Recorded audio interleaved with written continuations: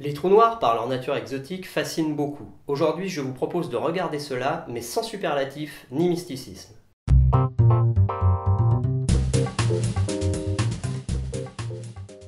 Avant de parler de trous noirs, on va profiter du thème pour parler de vraie gravité.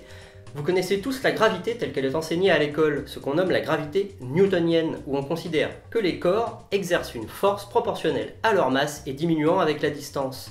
Souvenez-vous, c'est dans ce modèle qu'on tombe souvent sur des trajectoires en forme d'ellipse. Mais il faut garder en tête que ce modèle newtonien n'est qu'une approximation d'une réalité qui est de nos jours mieux décrite par la relativité générale, qui elle explique la gravité comme une courbure de l'espace-temps. Ce que concrètement ça veut dire, on se le réserve pour un autre épisode. Aujourd'hui, on va rester un peu spectateur. Vous êtes-vous déjà demandé quelle différence de comportement pouvait-il y avoir entre le modèle newtonien et la relativité générale? Par exemple, à quoi ressemblent de vraies orbites? Un premier effet observable est ce qu'on nomme la précession. Autour d'un objet massif, même du Soleil, les orbites ressemblent globalement à leur ellipse newtonienne mais vont à chaque tour se décaler légèrement. Lorsqu'un objet est encore plus massif et qu'on s'en trouve plus proche, on observera une plus forte précession.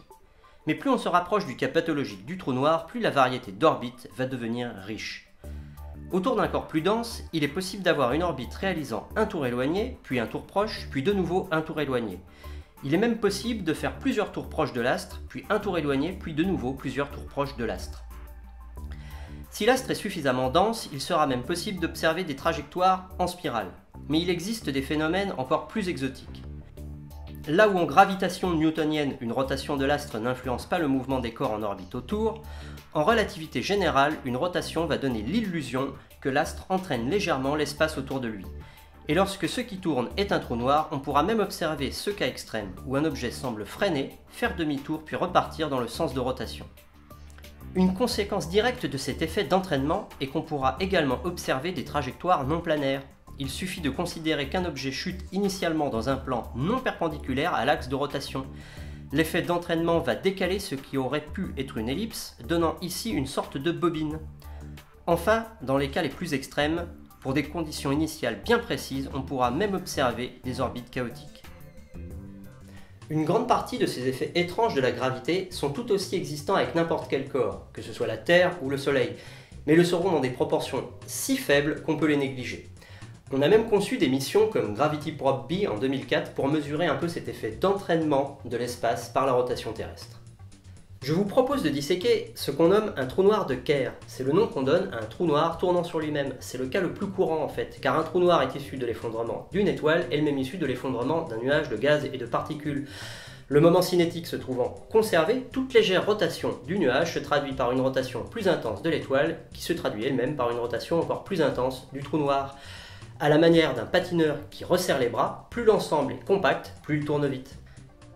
On va partir de loin et se rapprocher de notre trou noir petit à petit en distinguant différentes zones remarquables.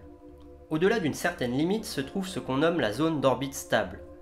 Que veulent dire précisément ces mots? Orbite veut simplement dire qu'on va éternellement graviter autour de l'astre sans ajouter la moindre énergie, et stable veut dire que si on perturbe faiblement notre mouvement, en rentrant en collision avec un caillou par exemple, ou si Minus allume les moteurs pendant un dixième de seconde par erreur, alors notre orbite ne va globalement que très faiblement changer. Lorsqu'on se trouve dans cette zone, le fait que l'astre autour duquel on orbite soit un trou noir ne change pas grand-chose. Arrive ensuite la zone d'orbite instable, où par définition il n'est toujours pas nécessaire d'allumer les moteurs pour graviter autour de l'astre. En revanche, dans cette zone, une petite perturbation de notre mouvement peut changer complètement l'allure de notre trajectoire. On peut chuter dans le trou noir ou être expulsé très loin de lui. À la limite de cette zone se trouve la photonsphère, l'endroit où la lumière peut orbiter. Elle marque la frontière avec la zone de non-orbite, où il est maintenant nécessaire d'allumer les moteurs pour ne pas finir dans le trou noir. Vient finalement l'horizon des événements, la frontière de non-retour, que rien ne peut franchir dans le sens inverse. Le concept de l'horizon des événements est une limite qui a un sens spatial et temporel fort. D'un point de vue de l'information, ce qui arrive à l'intérieur ne pourra plus jamais influencer ce qui arrive à l'extérieur et fera éternellement partie du trou noir. Ah, when you go black, you never go back? Les représentations des trous noirs ressemblent à ce genre d'image, où on voit l'arrière-plan déformé, les rayons lumineux étant eux-mêmes déviés par la gravité de l'astre. Mais on voit aussi ce disque noir au centre, cette zone noire, qui est souvent confondue à tort avec l'horizon des événements. En fait, ce disque noir se trouve au niveau de la photonsphère, c'est-à-dire que l'horizon lui-même est plus petit que cette zone noire. Il se trouve à précisément 2/3 de ce disque. Il serait tout à fait possible de voir un objet se trouvant entre l'horizon des événements et la photonsphère. Il apparaîtrait simplement quelque part sur le disque noir. Mais ce qui est plus dingue, c'est que dans cette zone, il ne peut pas se cacher. C'est-à-dire que quel que soit l'endroit où il s'y trouve, on pourrait le voir depuis n'importe quel point d'observation éloigné. Si on pouvait peindre la surface de l'horizon des événements, ici avec un damier, alors l'intégralité de la surface peinte se verrait projetée sur ce disque noir. Tout ce qu'on vient de dire s'applique à n'importe quel trou noir, qu'il tourne ou non, mais en pratique, il va tourner et ça va changer quelques détails. Tout d'abord, à masse égale, l'horizon des événements va se trouver plus proche du trou noir que son équivalent dans le cas sans rotation. Sa taille peut être divisée par 2. Ensuite, une nouvelle zone remarquable de forme ovoïde que l'on nomme l'ergosphère entre sur scène. C'est ce qu'on nomme la limite statique, une zone dans laquelle il n'est pas possible de rester immobile par rapport à un observateur éloigné. Pour bien comprendre ce qui se passe, on peut reprendre notre analogie, consistant à voir un trou noir comme tirant et étirant l'espace vers lui. Alors c'est une analogie à prendre avec des pincettes, car elle encourage à voir l'espace comme absolu, mais elle est cependant pratique pour avoir une idée vague de ce qui se produit. Quand le trou noir ne tourne pas, il tire et étire l'espace radialement vers lui, et à l'horizon des événements, il le fait si vite que la lumière fait tout pile du surplace. À la manière d'un bateau amateur avançant à contre-courant, si la vitesse du courant est bien choisie, celui-ci fait du surplace. En dessous de l'horizon des événements, le tapis d'espace est tiré si vite que la lumière ne peut plus faire du surplace et va finir dans le trou noir. Ainsi, dans le cas sans rotation, l'ergosphère, cette zone où on ne peut plus rester immobile par rapport à un observateur éloigné, se retrouve confondue avec l'horizon des événements.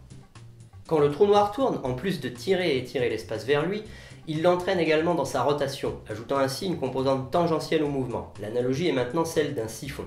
Ce qui fait que même en dehors de l'horizon des événements, on peut se trouver à un endroit du tapis d'espace qui est déjà tiré trop vite pour que même la lumière fasse du surplace par rapport à un observateur éloigné. Une autre chose peu connue dont on peut également parler est la taille des trous noirs. En fait, ceux-ci naissent ridicules. Un trou noir de la masse du Soleil aurait un horizon des événements de moins de 10 km de diamètre. C'est-à-dire que sur cette image où on voit le Soleil et la Terre représentés à l'échelle, l'horizon des événements d'un trou noir solaire serait de l'ordre du centième de pixel. Mais ce qui permet aux trous noirs de devenir de véritables monstres, c'est que le diamètre de leur horizon des événements croît proportionnellement à leur masse. Attention, c'est totalement inhabituel, hein. Si je vous donne une boule de diamètre 1 mètre et une autre boule de diamètre 2 mètres, vous sentez bien que la deuxième n'est pas simplement 2 fois plus lourde que la première.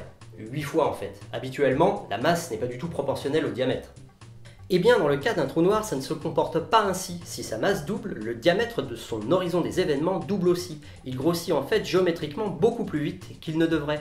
Ce qui fait qu'un trou noir galactique de plusieurs millions de masses solaires aura un horizon des événements de plusieurs dizaines de millions de kilomètres de diamètre, soit entre 10 et 100 fois plus large que le Soleil. Et si vous vous souvenez de l'image représentant le Soleil et la Terre à l'échelle, ça fait un bel horizon. Et c'est quoi le disque lumineux qui tourne autour dans l'interstellar ? Alors Minus, ceci ne fait pas vraiment partie du trou noir, c'est de la matière en orbite autour de celui-ci. Comme les orbites sont relativement instables, voire chaotiques, les collisions sont nombreuses et les forces de friction sont intenses. Les variations du champ gravitationnel peuvent également être très importantes en très peu de distance, ce qui fait qu'un morceau de matière peut subir un jet à une extrémité et une accélération de plusieurs milliers de jets à l'autre, ce qui revient en fait à tirer dessus. Tout ceci a pour effet d'émietter la matière et de l'échauffer, formant ce disque lumineux autour des trous noirs qu'on représente souvent dans les vues d'artistes. Si vous souhaitez plonger dans un trou noir et voir plus en détail les déformations optiques, alors je vous conseille cette vidéo. Vous pouvez également regarder celle-ci, dont je me suis partiellement inspiré pour réaliser cet épisode. Si vous souhaitez en apprendre davantage, n'hésitez pas à consulter les liens dans la description. Voilà, j'espère que vous avez appris de nouvelles choses sur un sujet pourtant à la mode. Si cet épisode vous a plu, notez-le, commentez-le et partagez-le. Enfin, n'oubliez pas de souscrire à la chaîne.